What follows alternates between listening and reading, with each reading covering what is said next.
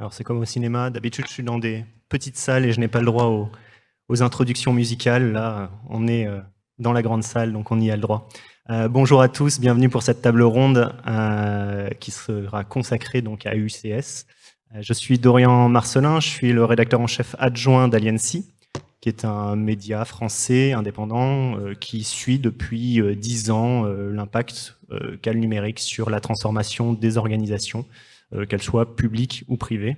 Et évidemment, ça va de sujets, on va dire, très portés sur l'humain jusqu'à la cybersécurité qui nous réunit aujourd'hui. J'ai le plaisir donc d'animer cette table ronde qui se consacre à un thème peut-être pas évident, vous l'aurez peut-être entendu un peu en plénière hier et aujourd'hui. Ce thème, c'est du rififi sur le schéma de cybersécurité européen dans le cloud, UCS. J'ai le plaisir pour cet échange d'avoir avec moi plusieurs intervenants de qualité. Donc, je vais en faire une présentation rapide et ils compléteront éventuellement lors de leur prise de parole. J'ai avec moi Aude Letellier, donc, qui est chef de division adjointe à la coordination internationale de l'ANSSI. Bonjour Aude. Anna Prudnikova, vous êtes Team Manager Security Certification pour Bureau Veritas. Alors, Bureau Veritas, qui est effectivement une entreprise mondiale bien connue, notamment sur les sujets de certification. Donc, il y aura beaucoup de choses à dire sur UCS.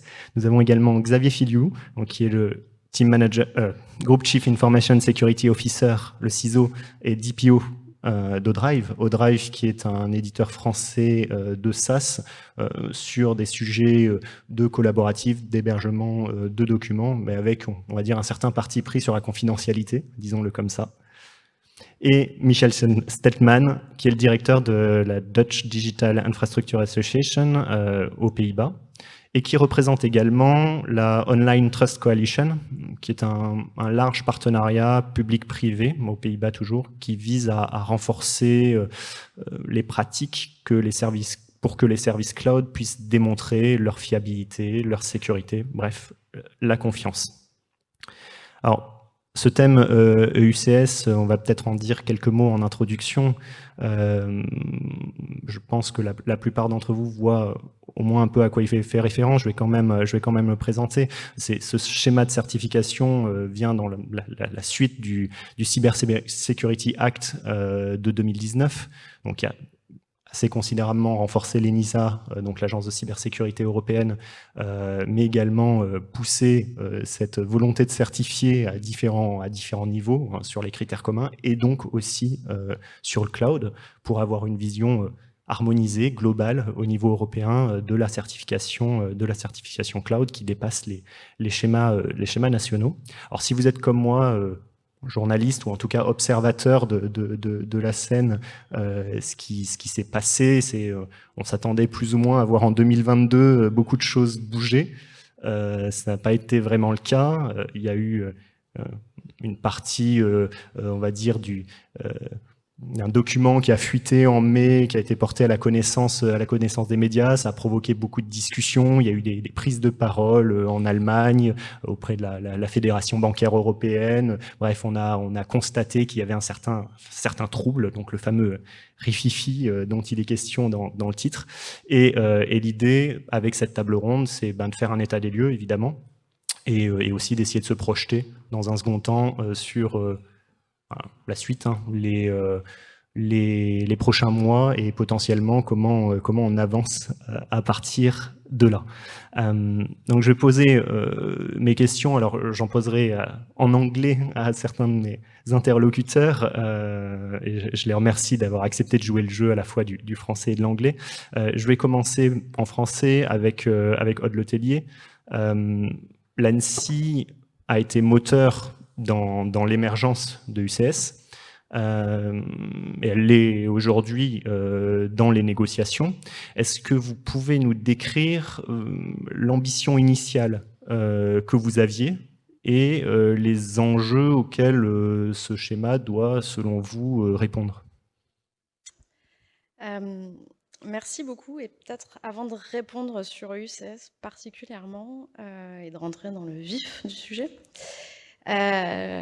J'aurais voulu rebondir sur la certification européenne de sécurité, puisque c'est un sujet sur lequel l'ANSSI, l'Agence française de cybersécurité, a été extrêmement motrice, comme vous le disiez. Alors, EUCS, c'est un des schémas de certification, mais on a la conviction, on a défendu et on continue à défendre une approche européenne de la certification de cybersécurité pour relever le niveau de sécurité en Europe. Le premier élément d'explication, c'est que de notre point de vue, la certification de sécurité doit nous permettre de relever le niveau de sécurité des produits, des services, des processus au sein de l'Union européenne, et ce, pour répondre à différents types de besoins. Ce qu'a introduit le Cyber Security Act, c'est un principe de reconnaissance mutuelle des certificats au sein de l'Union européenne. Et cette reconnaissance mutuelle, pour nous, on est convaincus qu'elle permettra de développer l'accès au marché européen pour les fournisseurs de solutions certifiés, et que le modèle aura un effet incitatif pour les acteurs qui se lancent dans des démarches de certification et pour rentabiliser leur investissement. La taille du marché européen compte ici. La contrepartie de la reconnaissance mutuelle qui a été introduite dans la réglementation européenne, c'est l'homogénéisation des pratiques de certification des États membres, avec un processus de certification, des méthodologies d'évaluation qui sont différentes en fonction de ce qu'on appelle des niveaux d'assurance. Et au niveau européen, on a 3 niveaux d'assurance. Un niveau élémentaire, qui couvre des produits plutôt grand public, non critiques. Un niveau substantiel, qui là correspond à un risque plus médian. Et un niveau élevé, qui est au cœur on va dire, du rififi sur ICS, et qui là doit répondre ou couvrir les solutions pour lesquelles il existe un risque d'attaque plus sophistiqué qu'aux autres niveaux. Et donc ce dernier type de certification, qui est a priori délivré par un organisme public, il doit nous permettre aussi, en tout cas dans le cadre de la certification à ce niveau de sécurité, c'est l'organisme public qui, quelque part, est le garant des compétences techniques nécessaires pour évaluer le produit et sa robustesse face au niveau de risque dont on parle. Pourquoi ces différents niveaux? C'est pour répondre à différents besoins. On a entendu ce matin parler de... c'est pas une question binaire. Il y a des choses qu'on peut mettre facilement dans le cloud, il y a des choses qu'on peut mettre moins facilement dans le cloud.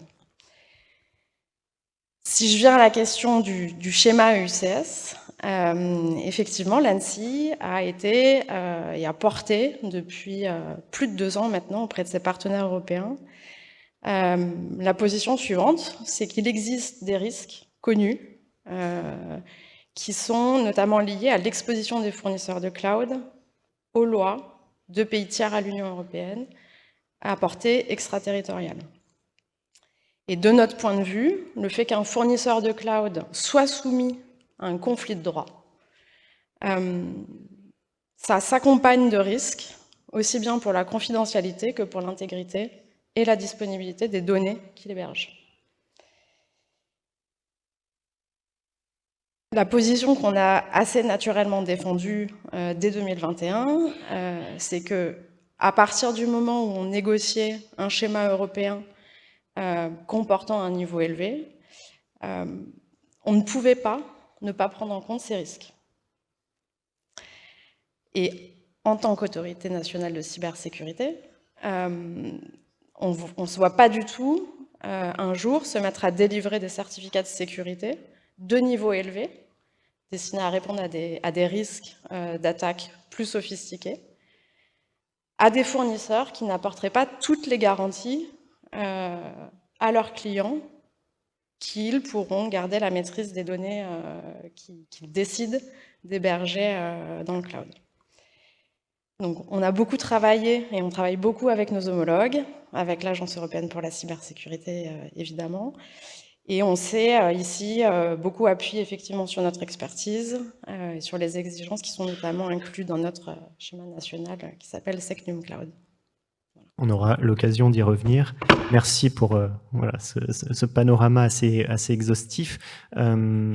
Effectivement, il y a pas mal de discussions au niveau européen autour de la position française et la position d'autres pays. Donc, ça va me permettre de me tourner vers Michel. I will switch in English. Michel Steltmann, the EUCS... Je passe à l'anglais. Donc, le EUCS, c'est un point qui est encore discuté au sein des différents États membres et donc aux Pays-Bas.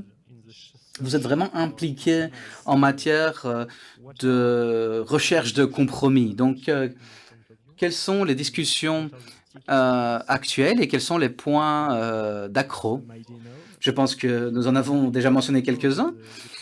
Et que savons-nous du compromis que nous pourrions trouver? Oui, merci Dorian. Tout d'abord, avant de répondre, j'aimerais expliquer sur quoi on est d'accord. Parce qu'il y a beaucoup de choses sur lesquelles nous sommes d'accord.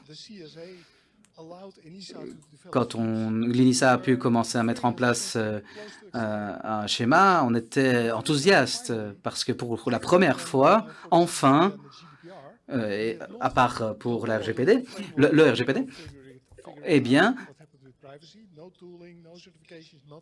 on avait pour la première fois un outil pour la vie privée.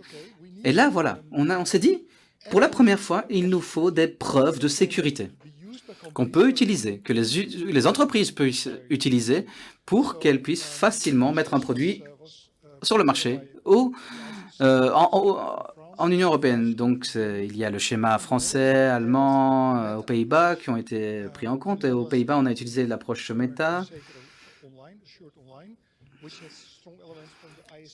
Donc, on a beaucoup utilisé l'IECI 2 parce qu'on s'est rendu compte que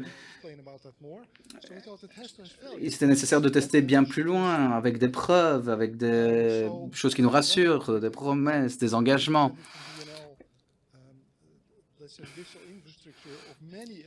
Donc, on représentait beaucoup de PME aux Pays-Bas qui devront être en conformité avec le UCS. Ça représente des milliers d'entreprises. Donc, c'était des bonnes nouvelles. Et puis, on a vu le premier projet de loi, de règlement plutôt, et on s'est dit, oh là là, vous savez, c'est souvent comme ça. C'est pas vraiment ce à quoi on s'attendait. Donc, on a mentionné nos critiques dans un document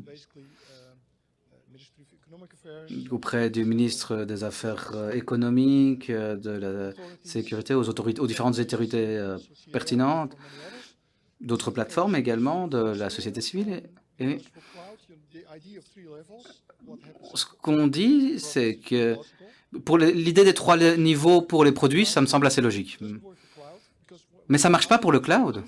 Parce que quand on demande au cloud, aux clients, quel est le niveau de sécurité que vous avez besoin pour un cloud, ils vont toujours vous dire le niveau le plus élevé. Parce qu'aucun client ne veut autre chose que le meilleur niveau possible. Donc tout le monde dit que cloud, ça doit être niveau le plus élevé. Donc, quand on disait que le niveau élevé était une exception à la règle seulement dans certains cas, finalement, là, c'est dans tous les cas. Et puis, on s'est rendu compte que dans le niveau haut, il y avait plus de 500 vérifications, 500 exigences. Imaginez le travail que cela demandera. Donc, il y a trop de règles plutôt que des principes. Et il n'y a pas assez de place vraiment pour des mesures détaillées qui s'appuient sur les principes qui permettent d'avoir un... Si, par exemple, on a un bon système d'audit, on n'a pas besoin d'avoir autant de règles parce que, finalement, l'auditeur va effectuer le travail nécessaire pour s'assurer de la sécurité. Et puis, on a vu le 3e point.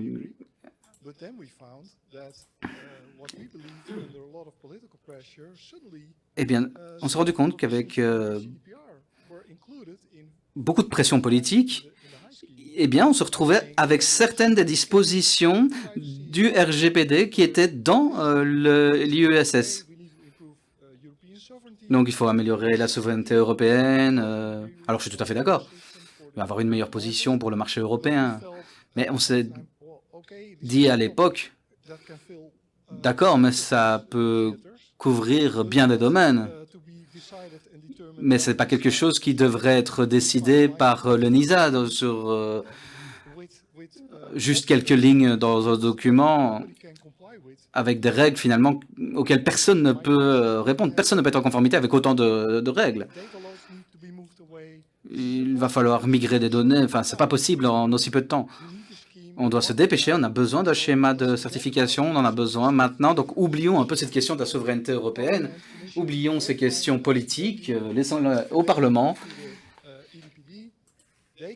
Ils pourront prendre une décision quant à tout cela. Mais aujourd'hui, là, on est en train de parler de cybersécurité, d'un schéma de certification de qualité, des engagements que nous voulons maintenant. Donc, oublions tout cela et avançons sur la vraie question. Voilà, c'est un peu ce que nous, on a écrit dans notre document. Et voilà la position présentée par mon pays. Et je suis sûr qu'on va discuter de comment aller de l'avant. Parce que oui, il faut aller de l'avant, j'en suis certain. On doit laisser tout ceci de côté et vraiment aller de l'avant pour atteindre nos objectifs. Merci, Michel.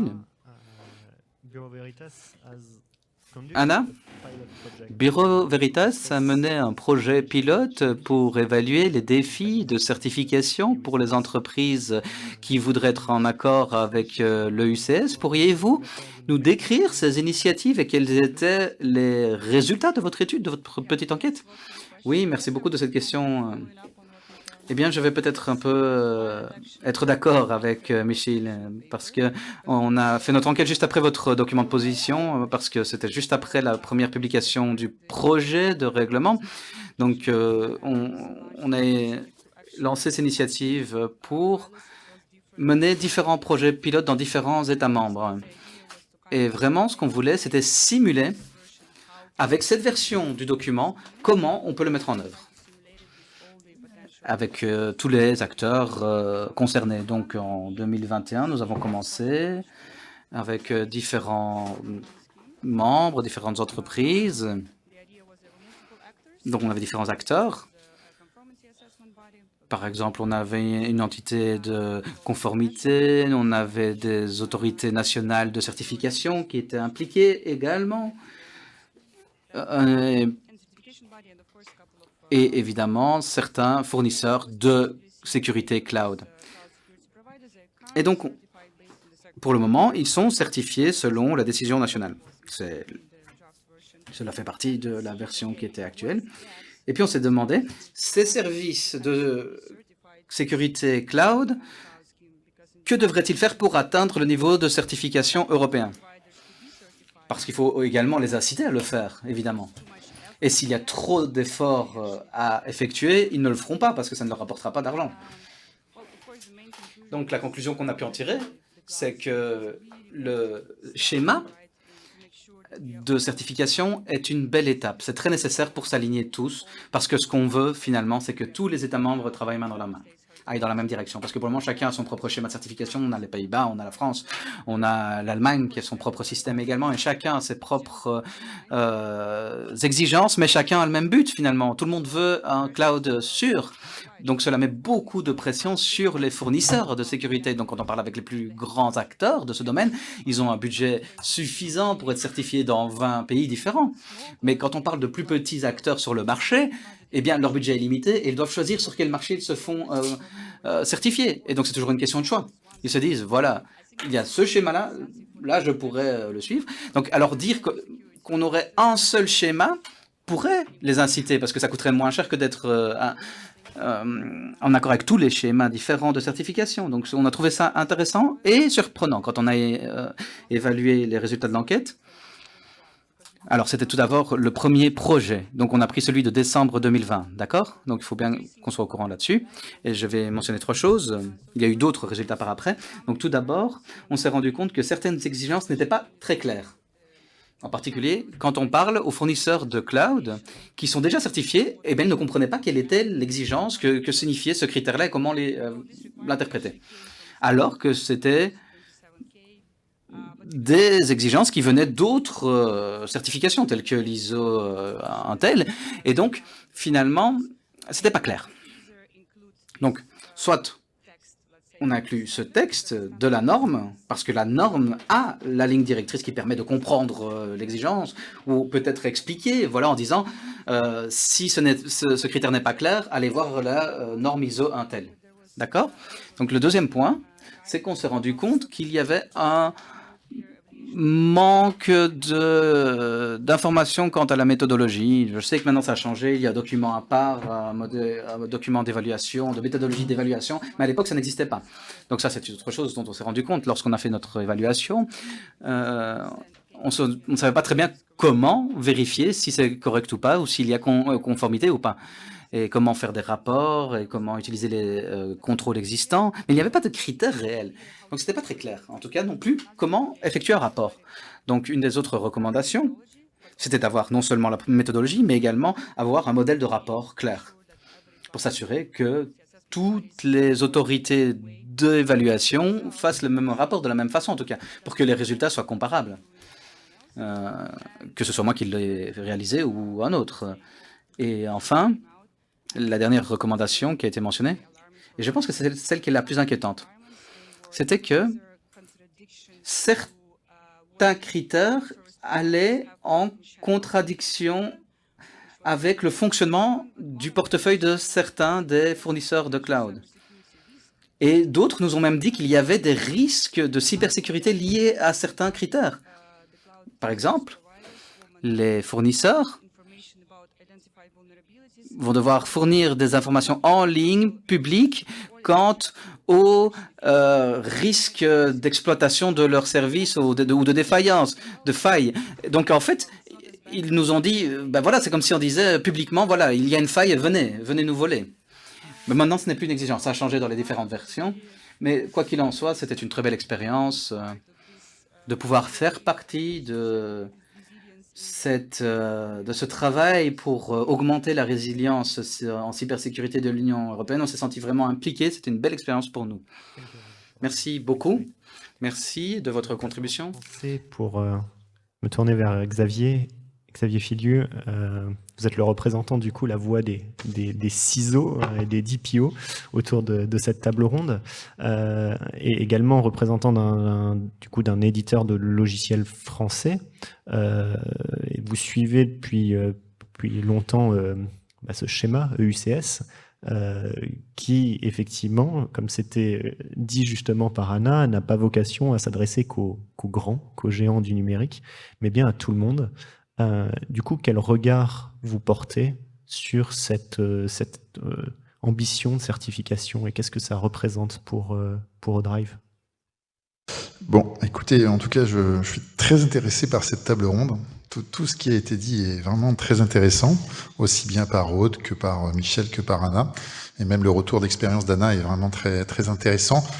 Ce que je vais dire quand même tout de suite à Michel, c'est qu'il y a bien sûr des subtilités qu'il faut gérer dans le nouveau référentiel. Et c'est justement le temps qu'il nous faut pour bien gérer ces subtilités. On y reviendra peut-être tout à l'heure, mais moi en tout cas je sais une chose, c'est que le UCS pour les données sensibles, c'est fondamental. Et pour les autres données, peut-être qu'on peut utiliser les prestations actuelles. Mais voilà, donc il y a des subtilités par rapport au type de données. Voilà. Ça, c'est la première chose. Je suis tout à fait d'accord sur le fait qu'il ne faut pas créer des référentiels qui chevauchent d'autres référentiels. Voilà, le GDPR, c'est le GDPR, et le UCS, c'est la cybersécurité. Il ne faut pas trop mélanger, parce que justement, on va créer de la confusion. Ça, je suis bien d'accord aussi. Je le sais parce que moi, je dois appliquer tous les règlements. D'accord? Donc, forcément, si des règlements chevauchent d'autres règlements, c'est compliqué. Et puis, sur le coup de la communication des incidents et des failles, je pense que c'est plus du NIS 2. Hein, donc, c'est la deuxième version du NIS qui arrive, qui demande ça, et qui serait répliquée dans le UCS. Bon, je ne sais pas si c'est heureux ou pas. En tout cas, bon, moi, je vais répondre en 4 temps. Donc, à ce jour, la France a des atouts numériques souverains incontestables. Elle a des acteurs comme Odrive qui produisent, qui distribuent, qui maintiennent des solutions à haute valeur ajoutée dans des environnements et des systèmes qui respectent aujourd'hui, à la lettre, les règles de la souveraineté. D'accord? Donc nous, la nation nous a demandé déjà de respecter les règles de la souveraineté. Et elle réunit aussi autour des campus cyber, aussi bien à la Défense qu'en province, hein, les campus cyber qui sont des vitrines incubatrices cyber, en fait les fleurons des technologies et l'intelligence cyber made in France.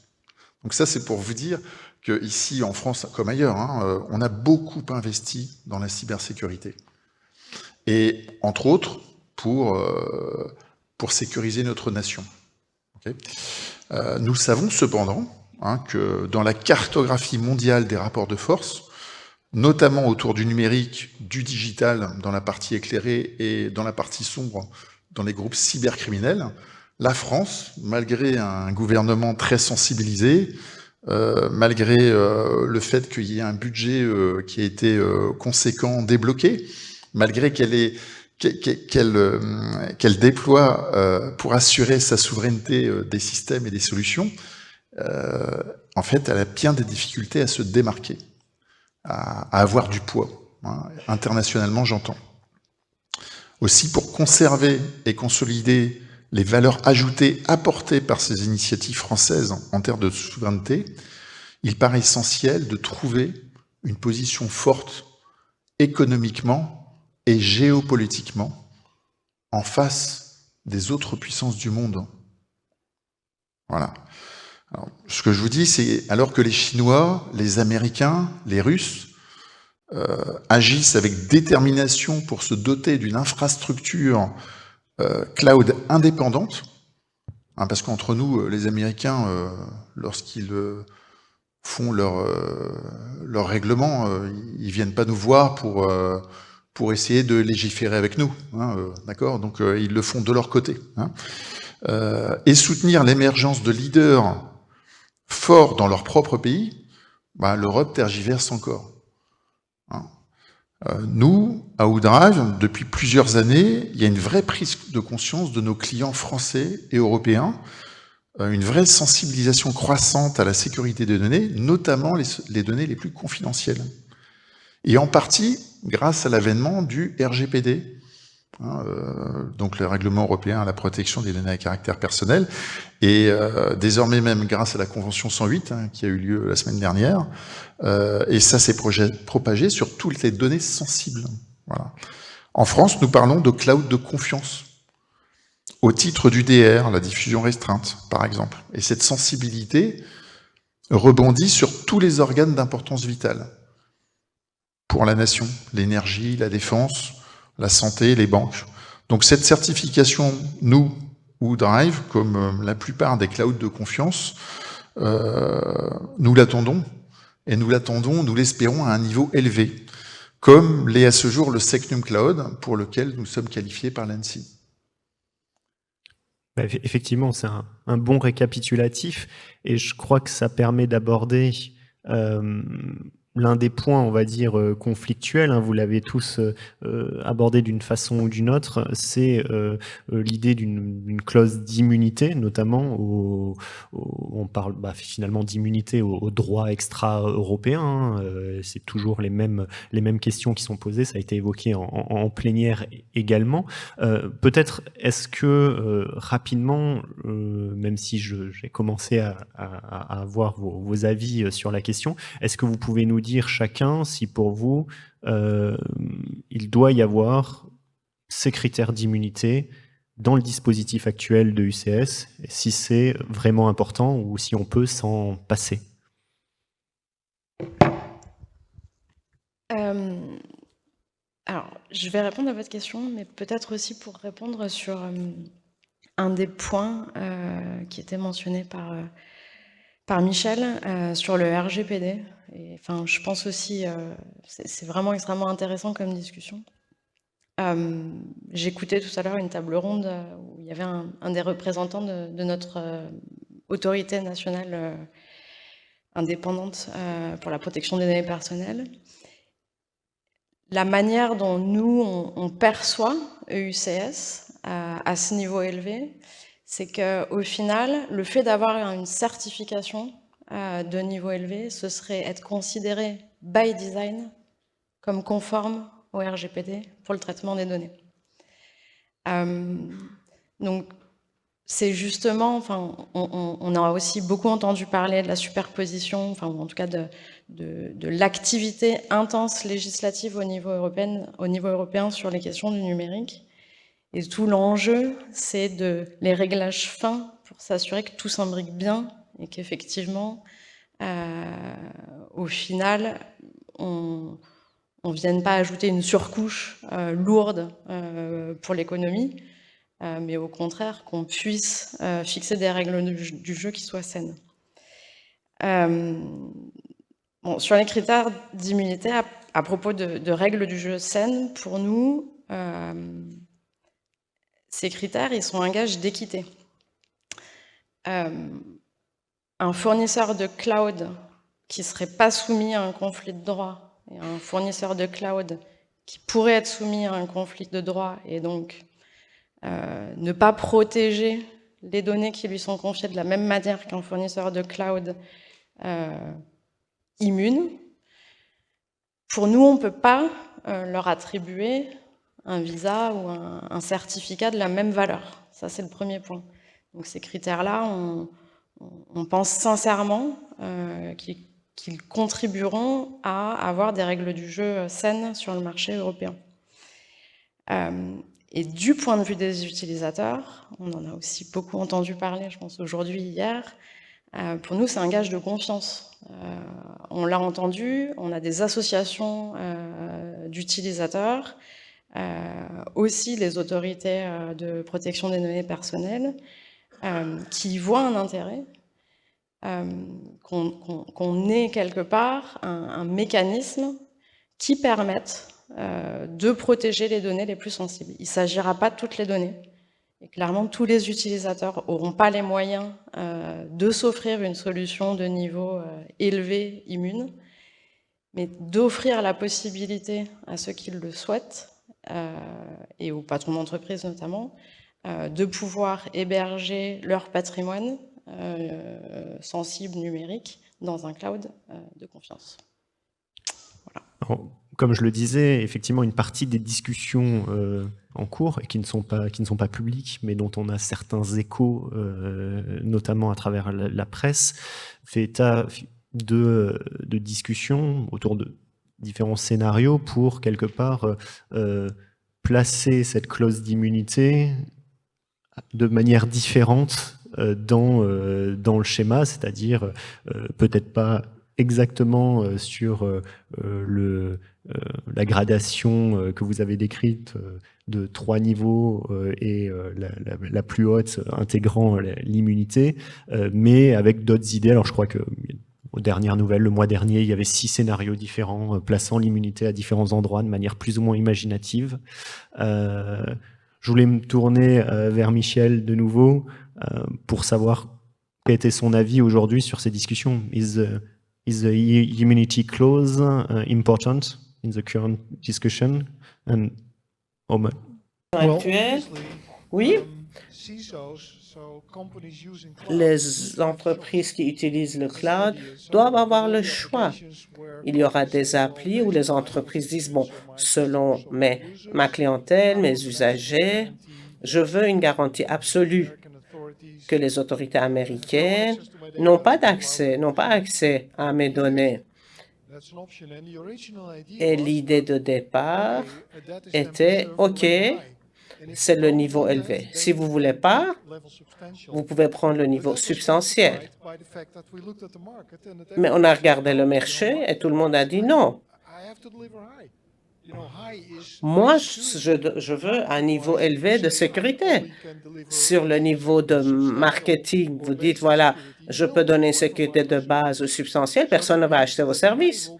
Donc, le élevé, c'est ça qui va être la norme. Et maintenant, on se dit, est-ce que c'est une solution valable pour tout le monde?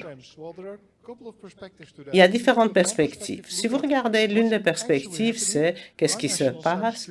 Et notre Centre de sécurité nationale a fait des recherches juridiques et ils ont dit, si vous examinez cette question et l'accès au cloud par les services américains, c'est beaucoup plus nuancé. Il y a des gens qui l'ont présenté. Donc, vous donnez vos données à Amazon? Non, ce n'est pas le cas. Même aux États-Unis, il y a des vérifications. Et nos services de renseignement en France, aux Pays-Bas, au Royaume-Uni, également ont le droit d'exiger l'accès à des données ou des systèmes de piratage si c'est dans l'intérêt national. Même aux États-Unis, il y a des vérifications. Il y a des discussions et c'est une thématique qui attire beaucoup d'attention. Ah, et tout le monde dit, voilà, c'est de la cybersécurité. Non, c'est une exigence juridique. Est-ce que vous êtes soumise à la loi civile? Ce n'est pas le domaine d'expertise des auditeurs qui doivent examiner la cybersécurité. Vous devez, en fait, vous protéger contre les hackers et pas contre les avocats. Il y a des discussions importantes, oui. Il faut que cela ait lieu, comme vous l'avez dit, dans le contexte de la souveraineté. Donc, il faut stimuler le marché européen, qu'il y a des exportations, qu'on devient plus fort sur le marché européen. Oui, donc le plus élevé, c'est ça la norme. Ça veut dire automatiquement qu'on doit aussi la possibilité de profil d'extension et donner la possibilité aux clients de mettre ça dans un profil d'extension. Donc, c'est le niveau élevé qui est la norme. Et parfois, on a besoin d'une immunité supplémentaire. Et donc, certaines entreprises, si elles décident de le faire, si elles veulent payer plus de prix pour avoir un système tout à fait séparé, vous avez besoin d'un autre centre de données, vous avez besoin d'une autre technologie. Ce n'est pas Amazon, Google qui va délivrer ces services. Donc, ça demande des coûts, c'est des frais.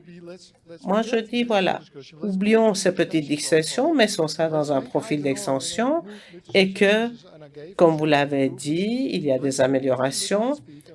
Continuons avec la vitesse de la lumière et que l'UCS continue. Ma question suivante, est-ce qu'il y a un accord sur le UCS? Est-ce que c'est faisable?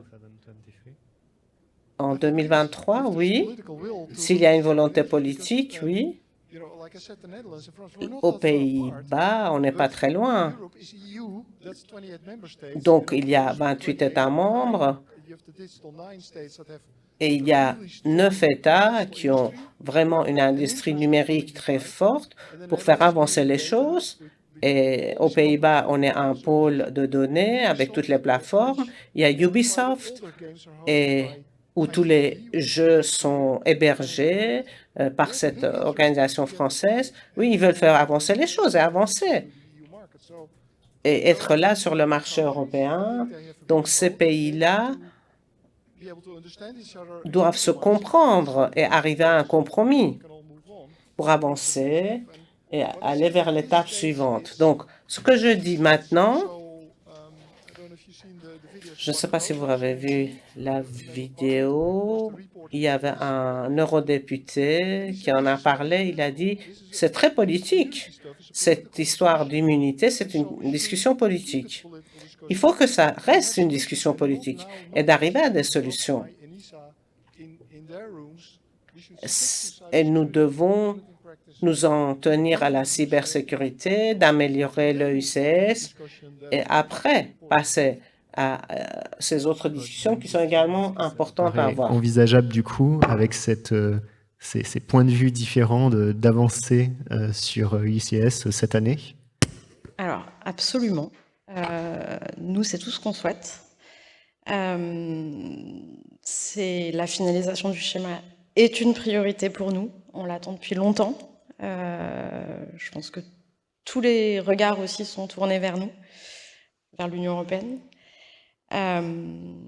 L'ANSSI, on échange beaucoup avec nos homologues, on échange beaucoup avec l'ENISA et on continuera à le faire dans les prochaines semaines et dans les prochains mois pour parvenir à un accord. Peut-être sur la question des critères de sécurité, j'aimerais rebondir, des critères d'immunité, pardon, j'aimerais rebondir sur peut-être deux points que vous avez mentionnés, Michel. Ces critères, ils comportent des mesures techniques, organisationnelles, et ils comprennent effectivement des critères juridiques. Pour nous, ces critères juridiques, ce n'est pas des critères politiques. On sait qu'il y a un risque en confidentialité, en intégrité et en disponibilité des données. Ne pas les prendre en compte, ça reviendrait à publier un schéma et délivrer des certificats comme Anna mentionnait la publication de vulnérabilités qui n'ont pas été patchées. Nous, en tant qu'autorité nationale cyber, on a un vrai point de difficulté avec ça. On pense... quand on parle d'immunité, on veut résoudre le conflit de droit, et pour nous, c'est un point qui est indépendant du point de la souveraineté. La souveraineté, l'État a besoin de protéger ses besoins pour sa souveraineté, c'est une chose. L'économie aura aussi probablement besoin de protéger une partie des données les plus sensibles de ces accès non légitimes qui sont pas seulement une lubie. Enfin, on a des cas d'école maintenant en tête. Donc on veut avancer, mais on ne veut pas laisser ce sujet-là sur le côté, parce qu'on ne veut pas laisser un produit non patché dans la nature. Ce ne serait pas responsable comme comportement. Anna, what could be the consequences? Quelles pourraient être les conséquences pour votre entreprise si le ECS avance? Et si on continue, comme l'a dit Michel? Quels sont vos objectifs? Quels sont vos défis en tant qu'entreprise? L'une des choses que je voudrais dire, les gens pensent que la certification, c'est juste un cachet. Ah, super, je vais avoir de bonnes notes, je vais avoir une bonne sécurité, c'est une question de marketing. Mais un aspect important, c'est que nous, on n'est pas seulement une instance de certification, nous sommes un centre aussi de cybersécurité. Donc, nous soutenons les entreprises sur l'ensemble de leur parcours. Et la certification, c'est tout à la fin. Mais la partie importante, c'est comment vous y arrivez. Et là, c'est là qu'on peut apporter le plus de valeur au niveau de tout le parcours. Oui, il y a une question de culture de cybersécurité.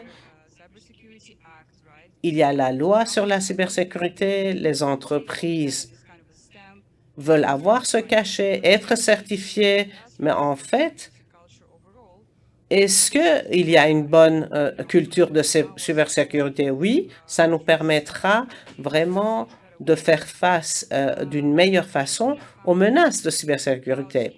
Alors, il y a aussi ces clouds. Nous, on a différents types d'accréditation. On va pouvoir délivrer les certificats et aussi on va soutenir les entreprises pour obtenir ces certifications. On a différents types de certifications. Est-ce que ce sera un défi pour en ajouter un autre?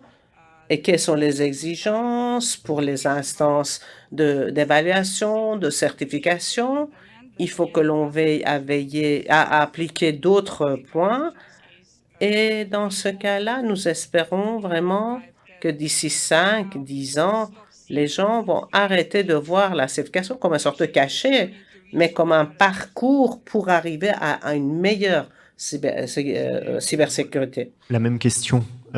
Qu'est-ce qu'aujourd'hui, si on imagine EUCS avancer rapidement d'ici la fin de l'année, donc potentiellement un déblocage de la situation. Quelles sont vos perspectives en tant qu'éditeur? Vous parliez quelque part d'un avantage économique, concurrentiel pour toucher le marché européen, et Aude y a fait référence également. Comment vous vous projetez sur une fois qu'il y aura UCS? Qu'est-ce que ça représentera pour vous? Ok, alors nous avons déjà fait l'exercice de participer à la consultation publique du référentiel hébergeur des données de santé, le HDS. Effectivement, qu'on a demandé de renforcer au niveau du Secnum Cloud. Pourquoi? C'est des données extrêmement sensibles. D'accord. Encore une fois, c'est la sensibilité des données. Moi, je voudrais quand même dire une chose. Nous, on est Secnum Cloud, mais pour une partie de notre système d'information, pour les données sensibles, les données de nos clients qui demandent d'avoir un niveau de cybersécurité très élevé. D'accord? D'accord, en tant que partenaire de cloud, de confiance. C'est très important. Ce que je veux dire, c'est que c'est pas tout. C'est une partie du système d'information peut ne pas être cloudisé ou peut ne pas être EUCisé. Voilà, je sais pas si c'est traduisible, je suis désolé. Voilà, donc on a déjà fait l'exercice et pour le coup, moi, notre conviction, c'est que pour protéger les données des citoyens européens, ce label HDS, donc hébergement des données de santé, est appelé à être réservé aux structures non soumises à des lois extraterritoriales. Okay. De cette expérience, on estime que c'est la bonne direction, que c'est le bon cap et que nous souhaitons faire prendre à l'UCS dans les prochains mois. Nous sommes de plus en plus nombreux à réaliser l'importance de cette opportunité de renforcement, de robustesse du schéma européen de cybersécurité. Peut-être, et là c'est un challenge, faudra-t-il désapprendre, dans le cadre de la gestion et la conservation des données les plus sensibles, la dépendance avec les outils et hyperscalers américains. Ok. Et pour info, je le dis quand même, le niveau le plus élevé de l'UCS vise à protéger 1. Les données stratégiques et sensibles, personnelles et non personnelles, telles que la propriété intellectuelle, les savoir-faire, la stratégie, les contrats. Oui, on n'a pas envie que ce soit aux States. Voilà. 2. L'administration et les services gouvernementaux, les données sensibles telles que la santé, les secrets de la nation et les missions critiques. Voilà, c'est ma réponse. Donc, pour l'importance du fait d'avoir un niveau élevé pour les données sensibles. Et vous estimez que le fait d'avoir justement cette expérience et d'être Secnum Cloud, c'est une sorte aussi de fast track potentiellement sur EUCS pour ne pas avoir tout à reprendre à zéro? Alors, sachez que si on est Secnum Cloud, c'est qu'on a visé la stratégie de la souveraineté que la nation nous a demandé de prendre. On n'est pas le seul pays en France où il y a des objectifs de souveraineté. C'est partout, je pense même partout dans le monde. Mais c'est aussi en Espagne, en Italie, voilà, où il y a ces objectifs de souveraineté. Donc nous, on a visé cet objectif de souveraineté. On s'est efforcé à répondre, là pour le coup, je peux le dire, aux 400 exigences du Secnum Cloud. Ok. Et aujourd'hui, on est prêt à passer au stade de la souveraineté européenne. Parce que c'est aussi une perspective pour nous d'ouvrir notre marché, non plus à l'échelon national, mais d'ouvrir notre marché à l'échelon européen. Donc pour nous, ce qu'on en voit, c'est quand même une formidable manne on va dire, de croissance, d'expansion, bien au-delà des limites qu'on pourrait donner à ce nouveau EUCS. Pour nous, c'est vraiment une très belle opportunité. Je fais la transition avec Secnum Cloud et Aude. Si on imagine EUCS du coup qui s'impose, quelles vont être les conséquences de l'adoption sur Secnum Cloud? Alors, le principe du cadre européen, c'est que dès lors qu'on a un schéma européen, de niveau équivalent, les certifications nationales ont vocation à s'éteindre. Tout ce dont j'ai parlé jusqu'à présent, les points que vous avez évoqués, l'enjeu, c'est de développer cette reconnaissance mutuelle sur la base de critères qui sont partagés, qui sont agréés entre nous, et ensuite de pouvoir, pour une compagnie, rentrer aux Pays-Bas ou en Espagne, en Italie, sur la base d'un certificat français, et inversement de pouvoir, pour une entreprise certifiée aux Pays-Bas, fournir ses services en France. Donc c'est le principe. Et évidemment, on a des modalités de transition qui devront être définies. Et évidemment, l'ANSSI, et je n'en doute pas, tous les homologues européens qui disposent de schémas nationaux, les Allemands avec C5 notamment, travailleront pour clarifier ces modalités de transition dès qu'on aura une copie sèche sur UCS. Merci. Michel, can we imagine Est-ce qu'on peut imaginer une certification rapide de l'association d'infrastructures de numérisation et pour avoir cette certification rapide?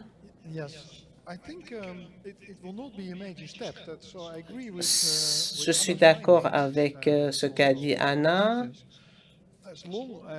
Tant que les entreprises offrent l'hébergement et le cloud,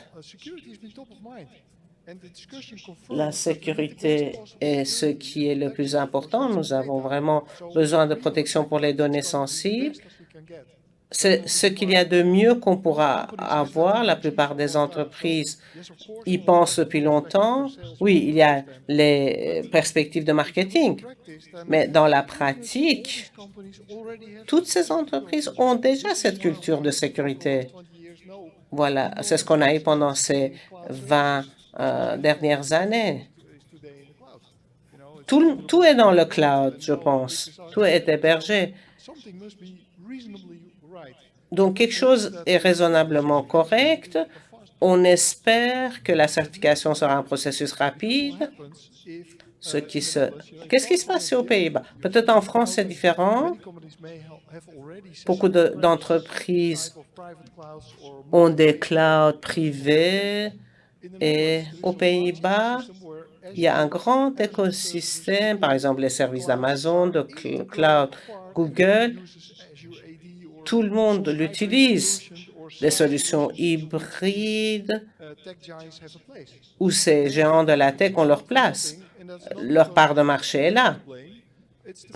On ne doit pas les blâmer. C'est parce que chaque entreprise a choisi des solutions où les services cloud de grande technologie étaient intégrés.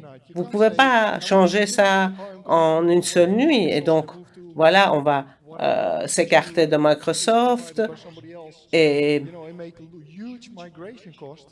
avoir des coûts de migration énormes. Et la sécurité et la cybersécurité ne va pas nécessairement s'améliorer. Donc, nous, ce qu'on dit, c'est que ces coûts de migration énormes, c'est tout à fait disproportionné par rapport à ce qu'on veut réaliser. On veut un niveau de sécurité élevé, le plus élevé.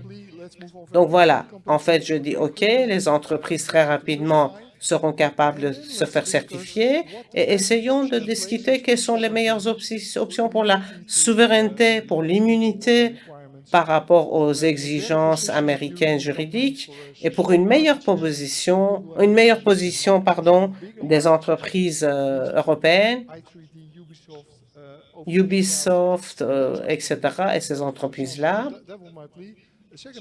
C'est ça que je dirais. Un dernier point par rapport à Anna. Elle a parlé de l'audit et de reportage. Et nous pensons que si les rapports où l'exemple est là, et c'est ce qui manque en Europe, les autorités peuvent l'utiliser parce que les autorités sur la vie privée disent, voilà, qu'est-ce qui est sécurisé, et j'espère qu'à l'avenir, vont dire, ah, ce EUCS a beaucoup de valeur, j'examine les questions de la vie privée, et en fait, à l'avenir, je peux juste faire confiance au rapport qui a été donné par des entreprises comme celle de Anna. Et qu'est-ce que ça va coûter pour les entreprises? Ça va leur donner un avantage sur le marché de l'Union européenne. Je suis donc tout à fait d'accord avec vous. Il faut encore peaufiner tous ces détails. On s'approche de la fin de cette table ronde. Je voulais quand même laisser la possibilité, si quelqu'un a une question dans le public, de la poser à nos intervenants. Il nous reste quelques minutes, donc n'hésitez pas. Si vous souhaitez poser une question, on peut vous distribuer un micro. Oui, alors, effectivement, là-bas, le temps de vous faire passer un micro, fallait vous mettre devant. Merci, bonjour. Désolée de vous faire courir. Maxence de Merlet, je suis la directrice numérique du MEDEF. Pardon, il y a un écho, c'est pas facile de parler dans le micro. Je voulais poser la question à Madame Letellier et en même temps à la personne de Veritas.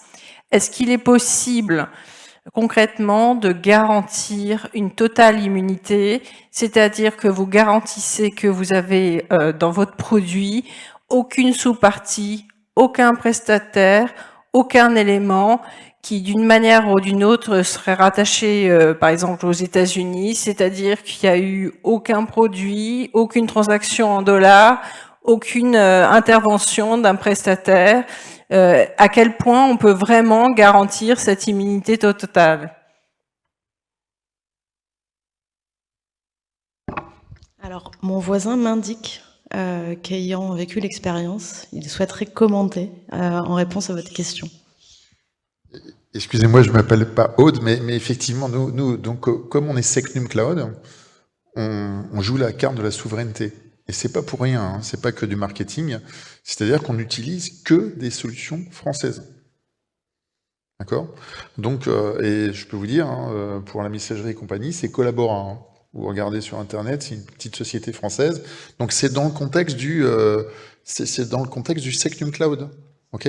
Mais ce n'est pas tous nos services. Voilà. On a d'autres services sur lesquels, là, pour le coup, on peut utiliser des hyperscalers américains, il n'y a pas de souci. Mais c'est complètement cloisonné. Donc, je peux vous le dire, le Secnum Cloud nous impose déjà des limites qu'on ne peut pas dépasser. Et ça sera exactement les mêmes pour le UCS, si j'ai répondu à votre question. Je vais me permettre de compléter. On a actuellement une dizaine de processus d'évaluation en cours, d'évaluation nationale Secnum Cloud. Parmi les candidats naturels, il y a évidemment des boîtes comme OuDrive, qui ont investi, dont le cœur de métier est de la cybersécurité au niveau le plus élevé. Mais on a aussi vu, et peut-être ça permettra aussi de répondre à Michel, des initiatives qu'on appelle des initiatives hybrides. On est absolument convaincus, et c'est pas du tout l'enjeu, qu'on peut et qu'on doit se passer d'outils qui sont utilisés quotidiennement du numérique, notamment ceux fournis par les sociétés américaines. C'est pas là l'enjeu. Et les initiatives hybrides qu'on a vues, pour nous, elles constituent des candidats naturels à notre certification Secnum Cloud, et on travaille aussi avec eux pour voir comment et si les critères à la fois techniques et organisationnels et à la fois juridiques, ils sont robustes. Et la conclusion qu'on en tire actuellement, c'est que non seulement c'est faisable, mais les entreprises et les hyperscalers, notamment américains, sont dans une démarche où ils souhaitent aussi potentiellement entrer le marché européen de l'hébergement de données critiques. Donc on est plutôt rassuré aussi de voir ces initiatives émerger, et on continuera à travailler avec l'ensemble des sociétés et des consortiums qui viendront nous présenter leurs projets. Anna, on this subject, do you want to add something? Alors, on a atteint la fin de notre timing, donc je vous remercie en tout cas pour votre attention. Nos invités restent à disposition si malgré tout vous avez des questions supplémentaires, n'hésitez pas à les venir voir peut-être avant qu'ils se sauvent. Je vous remercie en tout cas tous et ainsi que mes 4 invités pour la profondeur de leur explication. Je pense qu'on peut les applaudir pour leur échange.